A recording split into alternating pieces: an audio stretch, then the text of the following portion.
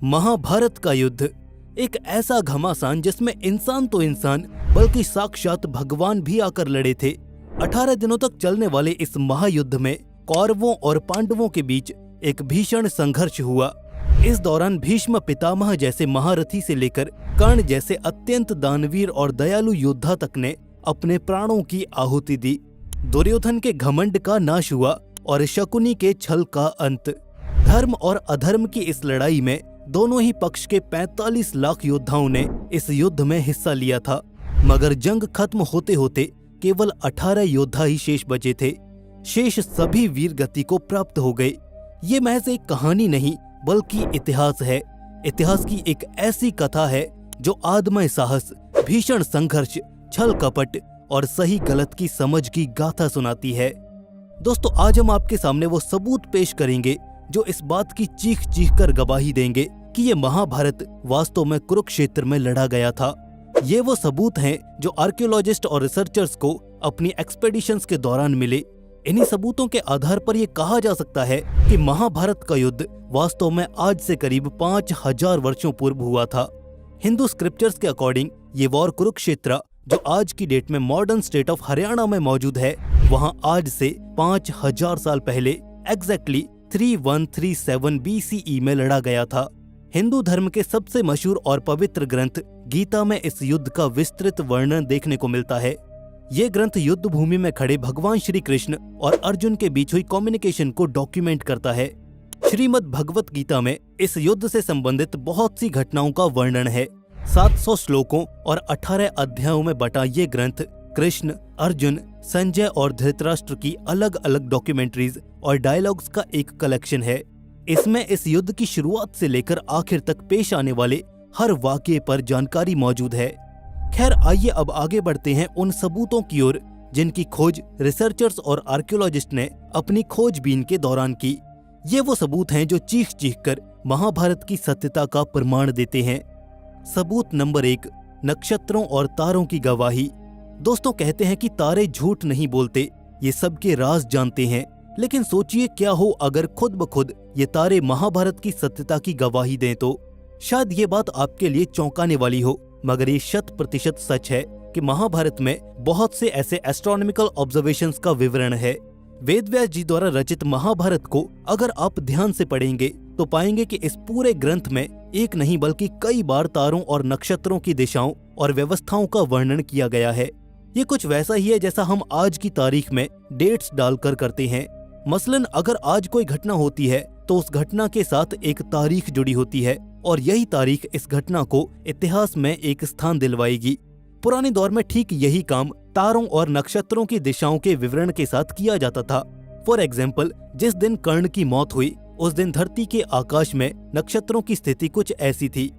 And here is the story takes twist. आज की date में टेक्नोलॉजी इतनी ज्यादा डेवलप हो चुकी है कि कुछ ऐसे कंप्यूटर सॉफ्टवेयर्स मौजूद हैं जो पूरे के पूरे यूनिवर्स का एक सिमुलेशन प्रोवाइड करते हैं। और आप चाहें तो खुद भी इन सॉफ्टवेयर्स में किसी भी स्टार या कॉन्स्टेलेशन की पोजीशन डालकर ये चेक कर सकते हैं कि क्या कभी पास्ट में स्टार्स की ऐसी फॉर्मेशन बनी भी थी या नहीं। अगर बनी थी तो उस दिन एग्जैक्टली क्या डेट थी। इन सब सिमुलेशंस का इस्तेमाल करके महाभारत में डिपिक्टेड कॉन्स्टेलेशंस और स्टार क्लस्टर्स की पोजीशन को चेक किया गया तो वो पूरा टाइम फ्रेम असली निकला। यानी महाभारत का युद्ध जिस भी टाइम फ्रेम में क्लेम किया जाता है वाकई वो उसी वक्त घटित हुआ था। ये एक साइंटिफिकली प्रूवन फैक्ट है जिस पर कोई भी उंगली नहीं उठा सकता है और चाहे तो कोई भी इसे रेप्लिकेट कर सकता है टू चेक वेदर महाभारत के दावे सच हैं या महज फसाने। खैर, आइए आगे बढ़ते हैं और मिलवाते हैं आपको प्रूफ नंबर 2 से, जियोग्राफिकल एविडेंसेस। कहने को तो महाभारत का युद्ध मॉडर्न डे हरियाणा के एक छोटे से स्थान कुरुक्षेत्र की भूमि में लड़ा गया था, मगर इस पूरे वॉर का जियोग्राफिकल इन्फ्लुएंस सिर्फ इस छोटे से इलाके में नहीं फैला था।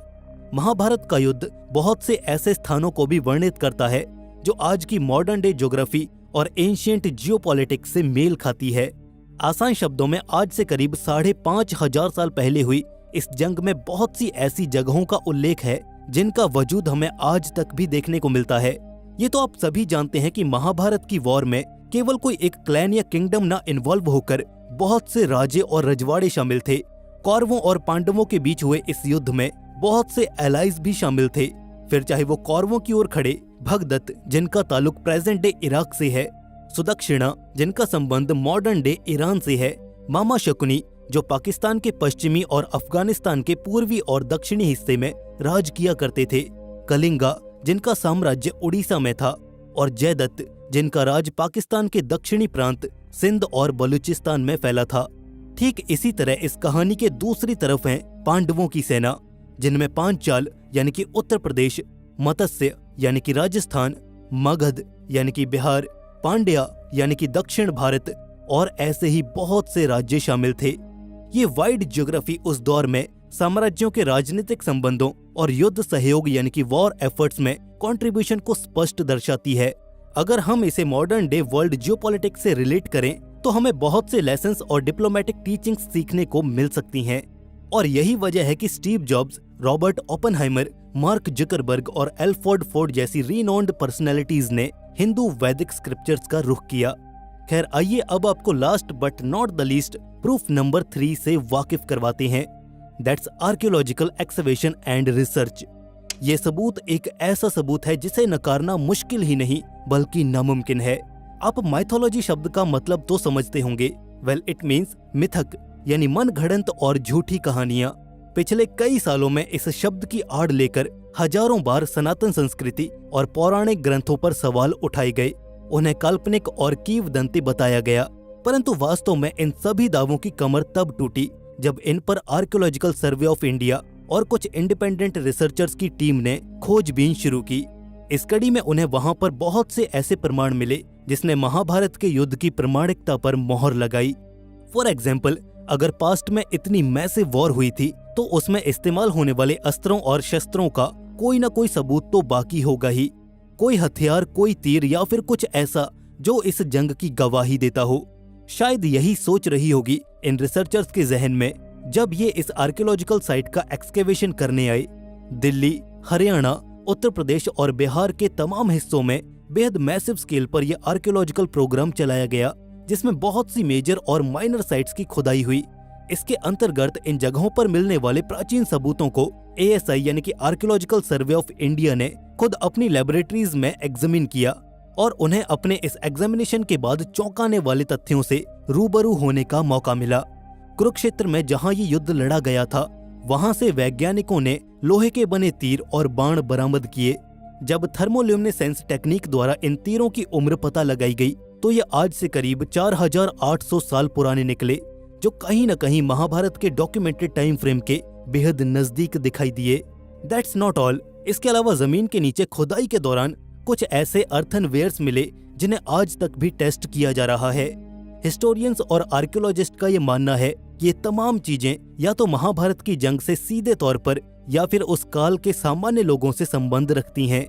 इन ठोस सबूतों के साथ ही Dwarka the drowned ancient city भी एक जीता जागता सबूत है जिसने महाभारत के हक में गवाही दी।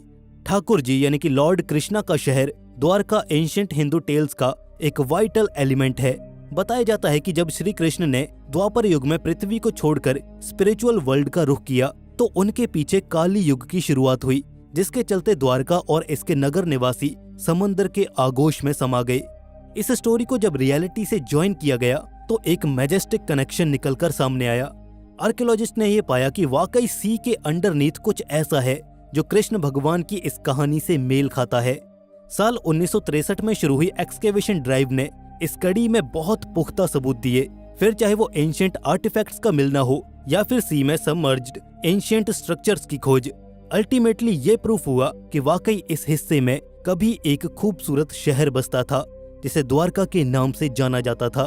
खैर ये 3 सबूत काफी हैं ये बताने के लिए कि महाभारत महज मिथकीय कथा नहीं बल्कि वास्तविक इतिहास है।